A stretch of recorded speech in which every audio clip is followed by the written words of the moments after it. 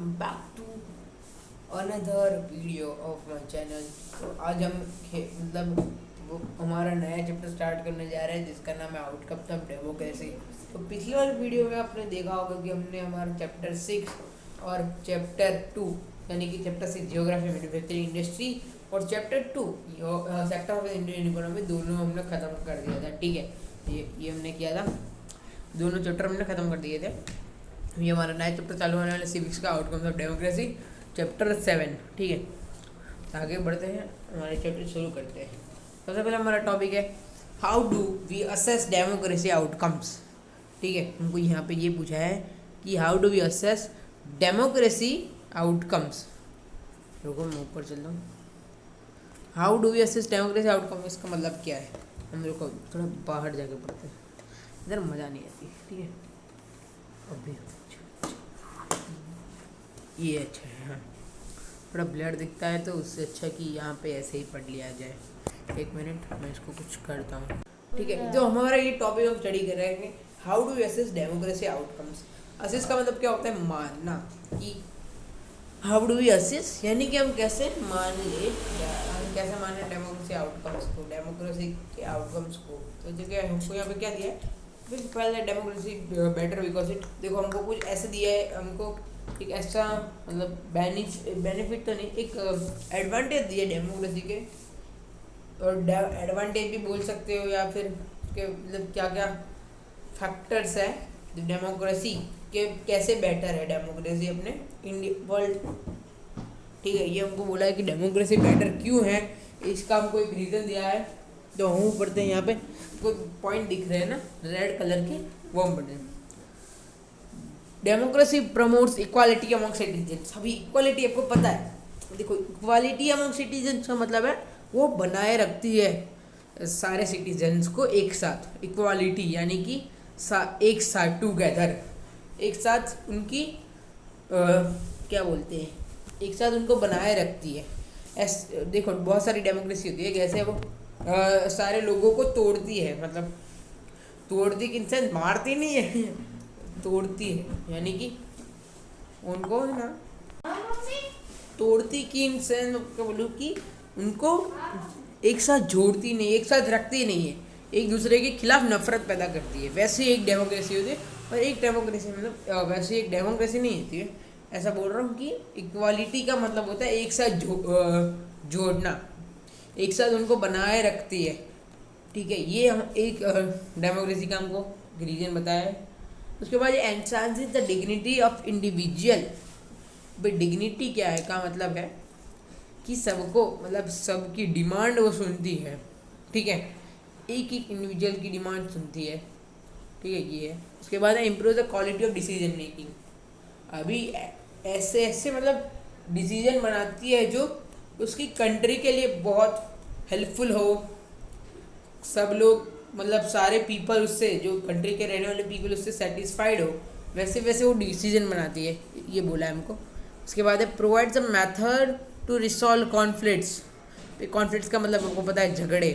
ठीक है, झगड़े हो गए, प्रॉब्लम हो गए, इन सबको होने से रोकती है ये हमारी डेमोक्रेसी, कि ये झगड़े मतलब प्रॉब्लम ना हो, झगड़े ना हो, या इसके लिए हमारी मदद करती है। ठीक है, कॉन्फ्लिक्ट ना हो, मतलब एक दो सोशल ग्रुप्स के बीच में या दो लिंग्विस्टिक ग्रुप के बीच में कोई प्रॉब्लम ना हो, कोई झगड़े ना हो, उसको रोकती है। Allows room to correct mistake, यानी कि अगर डेमोक्रेसी से कोई मिस्टेक हो गई, मतलब यहाँ नहीं कोई पीएम से मिस्टेक हो गई, सीएम किसी की कोई एमएलए से मिस्टेक हो गई, तो क्या करती है मतलब पूरी एक मीटिंग बुलाती है, बड़ी लेजिस्लेटिव असेंबली के एमएलएस की मीटिंग बुलाती है, जिससे कि अपनी मीटिंग मतलब जिसकी मीटिंग के बेसिस पे वोट करके वो लोग उस प्रॉब्लम को, उस पर्टिकुलर जो एमएलए या तो नेता हो गए ना, उन्होंने गलती सुधार सके, इसलिए ये चीज़ है। ठीक है, हम आगे बढ़ते हैं अभी। ठीक है, हम आगे बढ़ते हैं अभी। Accountable, responsive and legitimate government. अभी अकाउंटेबल का मतलब पता है आपको, अकाउंटेबल का मतलब है रिस्पॉन्सिबल, अकाउंटेबल रिस्पॉन्सिबल दोनों एक ही है। रिस्पॉन्सिबल इन सेंस कि ये अपने कंट्री की वो रिस्पॉन्सिबिलिटी उठा के उसकी कंट्री में सारे काम करे, रूल रेगुलेशन बनाए जो उसके पीपल के फेवर में हो, ठीक है। वो उधर उस कंट्री के पीपल ही मतलब उस कंट्री के पीपल कोई सहमत नहीं है तो उस रूल का क्या काम, ठीक है, उस लॉ का क्या काम, ऐसा कि वो अपने कंट्री के लिए रिस्पॉन्सिबल गवर्नमेंट डेमोक्रेसी होनी चाहिए। अभी अकाउंटेबल का मतलब ये बताया, responsive to needs and demands of the people. Responsive यहाँ पे आपको दिख रहा है, रिस्पॉन्सिव का मतलब है कि तुरंत रिस्पॉन्ड करे, ठीक है। अगर आपके कोई भी आपके पेरेंट्स आके आपको तो तुरंत ऐसा मतलब हाथ अगर आपका दोस्त आके आपको तुरंत ही कोई डरा दे तो आप कैसे रिस्पॉन्ड करोगे, ठीक है। और दोस्त आए आपको बाजू में से तुरंत ही आपको डरा दे तो आप कैसे रिस्पॉन्ड करोगे, तुरंत आप रिस्पॉन्ड करोगे ना, आप डर जाओगे या तो फिर रिस्पॉन्ड करोगे उस पर। वैसी ही हमारी डेमोक्रेसी होनी, हमारी गवर्नमेंट होनी चाहिए कि वो तुरंत ही हमारे नीड को सुने और उस पर रिस्पॉन्ड करे, ठीक है। हमारी नीड पे वो लोग रिस्पॉन्ड करें, हमारी नीड्स एंड डिमांड है उस पर वो लोग रिस्पॉन्ड करें, ये है। उसके बाद है लेजिटिमेट गवर्नमेंट। भाई लेजिटिमेट का मतलब होता है लग्जरी, एक्सपेंसिव या हाईली वैल्यूड। अभी यहाँ पे हमारी डेमोक्रेसी, हमारी गवर्नमेंट को ये लोग लेजिटिमेट गवर्नमेंट बोलते हैं, ठीक है। अभी लेजिटिमेट गवर्नमेंट इसलिए बोलते हैं क्योंकि लेजिटिमेट गवर्नमेंट का मतलब ये होता है कि हाईली वैल्यू, में आपको बोला कि लेजिटिमेट का मतलब है हाईली वैल्यू। पर देखो लेजिटिमेट का मतलब क्या होता है, लेजिटिमेट डेमोक्रेटिक गवर्नमेंट का मतलब ये होता है, देखो हम तो हमेशा सेटिस्फाइंग नहीं होते ना। तो डेमोक्रेसी के कोई भी मतलब लॉ आए हो, कोई भी लॉ उन्होंने इश्यू किया उस पर हम हमेशा सेटिस्फाइंग, उनके सारे डिसीजन में हमेशा सेटिस्फाइंग नहीं होते सारे, ठीक है, कभी कभी होते हैं, ठीक है। पर देखो यार देखो गवर्नमेंट लेजिटिमेट क्यों है। आप बोलोगे कि अभी अपने लेजिटिमेट का मतलब समझाया, गवर्नमेंट लेजिटिमेट होती है, ठीक है। अभी आप बोलोगे कि आपने अभी लेजिटिमेट का एक मतलब समझाया और तुरंत आपने बोल दिया कि हमारी जो गवर्नमेंट लेजिटिमेट है। तो आपको बोलता हूँ क्यों। देखो हम वोटर्स ही है, हमने वोट करके उनको लाए हैं, ठीक है। हम ऐसे तो नहीं लाए ना, वोट किया है पीपल ने, उसके बाद तो वो आए ना, पीपल ने वोट किया उसके बाद तो वो लीडर आए, हमारे लीडर बने वो, ताकि जब हमने वोट किया तभी आए ना। ऐसे ही तो अगर एक जन बोल दे कि चलो मैं आज आपका लीडर बन जाता हूँ तो कोई उसकी वैल्यू करेगा, नहीं करेगा, क्योंकि पीपल उससे सेटिस्फाई ही नहीं है, उस पर विश्वास ही नहीं करते, इसलिए उसको वोट ही नहीं किया, ठीक है। और वो बोल दे कि आज से मैं आपका लीडर हूँ, चलो मेरी बात मानो, इसलिए उसकी वैल्यू नहीं होगी, उसकी कोई बात नहीं सुनेगा। पर अगर जो जिसको आपने वोट किया हो, आप लाए हो, उससे अगर भले उसको डिसीजन आप सेटिस्फाइड नहीं है आप उससे, ठीक है, तो भी आपने उसको, हमने तो लाए है ना भाई, उसकी हमें उस गवर्नमेंट को लाए, इसलिए गवर्नमेंट को यानी कि डेमोक्रेटिक गवर्नमेंट को हम लेजिटिमेट गवर्नमेंट बोलते हैं, क्योंकि वो हाईली वैल्यूड है, हम उसको वोट करके लाए हैं, भले वो सेटिस्फाइंग नहीं है इतनी, ठीक है, तो भी हम उसको।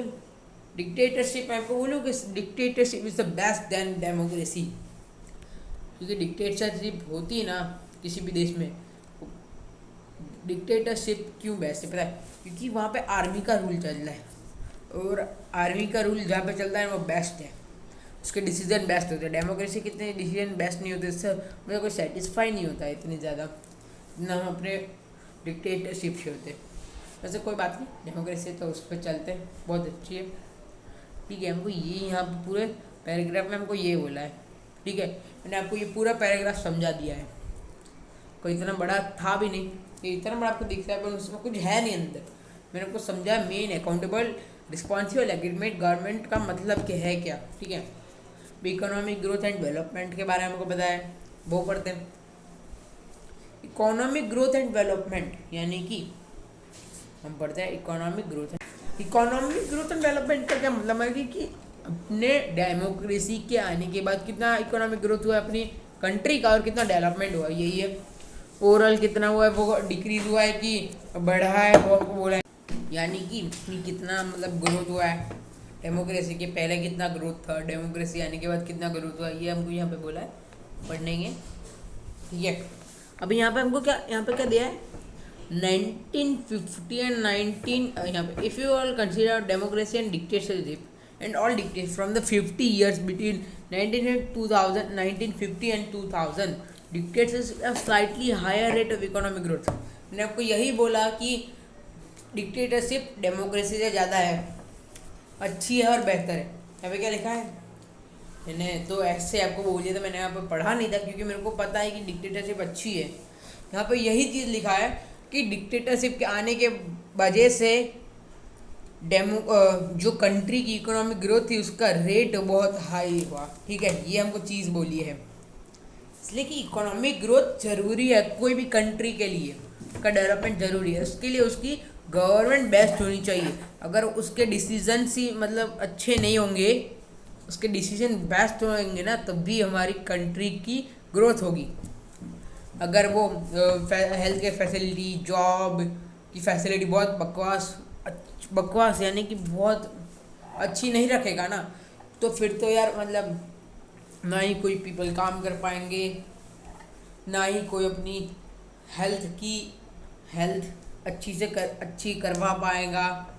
ये सब है, अगर उसके डिसीजन प्रॉपर नहीं होंगे, उसकी फैसिलिटी सर्विस और गवर्नमेंट की सर्विस अच्छी नहीं होगी ना, तो इकोनॉमी मतलब जो अपनी कंट्री की तो इनकम है वो धीरे धीरे कम होती जाएगी और उसके साथ साथ पुवर्टी बढ़ती जाएगी और मतलब बढ़ती ही जाएगी ये चीज़ है। मैं कोई बात बताऊँ, अभी के टाइम पे क्या हो रहा है कि गरीब होता जा रहा है और अमीर होता जा रहा है, ये चीज़ हो रही है, ये चीज़ हो रही है। ठीक है, बट वो तो अच्छा है कि हमारे अभी डेमोक्रेसी अच्छे डिसीजन ले रही है, कभी कभी अच्छे डिसीजन ले रही है, पर ये हमारा अभी तो ये मैंने बोला कि यही इस लोगों ने कि गरीब होता जा रहा है और अमीर होता जा रहा है, यही चीज़ है। ठीक है, पर मैंने ये बोला कि डिक्टेटरशिप्स बहुत अच्छी है इन कंपेयर टू डेमोक्रेसी, उसमें उनकी सर्विस बेस्ट होती है, डेमोक्रेसी से सर्विस बेस्ट होती है और वो रिस्पॉन्सिव ज़्यादा होते हैं इन कंपेयर टू डेमोक्रेसी, और वो रिस्पॉन्सिबल होते हैं क्योंकि वो डिक्टेटर यानी कि एक आर्मी रूल है भी, आर्मी हमेशा रिस्पॉन्सिबल होती है, इसलिए हमारे इस टॉपिक में हमको डिक्टेटर और डेमोक्रेसी के बारे में बताया है। ठीक है, और डेमोक्रेसी को इतनी रिस्पेक्ट नहीं देती जितनी हम डिक्टेटरशिप को देते हैं, क्योंकि डिक्टेटरशिप के रूल से हम डरते हैं और डेमोक्रेसी से हम डरते नहीं हैं। भाई आर्मी का रूल है, कोई भी डरेगा, इसलिए उनकी बात हमेशा मान देते हैं। वो रिस्पॉन्सिव है बहुत, वो लेजिटिमेट नहीं है। ठीक है, वो लेजिटिमेट गवर्नमेंट नहीं है डिक्टेटरशिप, जो हमने चूज़ करके नहीं लाई ना उनको, फिर भी हम उनकी बात मानते हैं और उनके डिसीजन हमेशा बेस्ट होते हैं। ठीक है, बस यही चीज़ बताइए, इकोनॉमिक ग्रोथ ज़रूरी है कोई भी कंट्री के लिए, उसके लिए उसके गवर्नमेंट बेस्ट होनी चाहिए, उसके गवर्नमेंट के रूल्स बेस्ट होने, उसकी डेमोक्रेसी होनी चाहिए एकदम बढ़िया, उसके रूल्स, उसके लॉज, उसके डिसीजन बेस्ट होने चाहिए, तभी होगा। ठीक है, वो यहाँ पे एक पिक्चर दिया है, रिच मिडल पुअर, ये देखो। फिर हम आगे हमारी ये तो छोटी सी एक्टिविटी है, आप पढ़ लेना, ये एक एक्टिविटी है। ठीक है, ये पूरी आप पढ़ लेना एक बारी। उसके बाद reduction of inequality and poverty. अभी मतलब कि अभी तो इनइक्वालिटी यानी कि अब एक पिक्चर दिया है, वो दर्शाता है कि पुअर लोगों को इन लोगों ने बंद करवा दिया, उनका आवाज़ बंद करवा दिया है पुअर लोगों का। मतलब कि इनइक्वालिटी में यही पिक्चर तो ऐसा दर्शाता है कि उनके पुअर की वॉइस बंद करवा दिया। यहाँ पे हमारा टॉपिक है रिडक्शन ऑफ इनइक्वालिटी पुअर्टी। ये कौन सा है, ये लॉजिक समझ नहीं आया मुझको।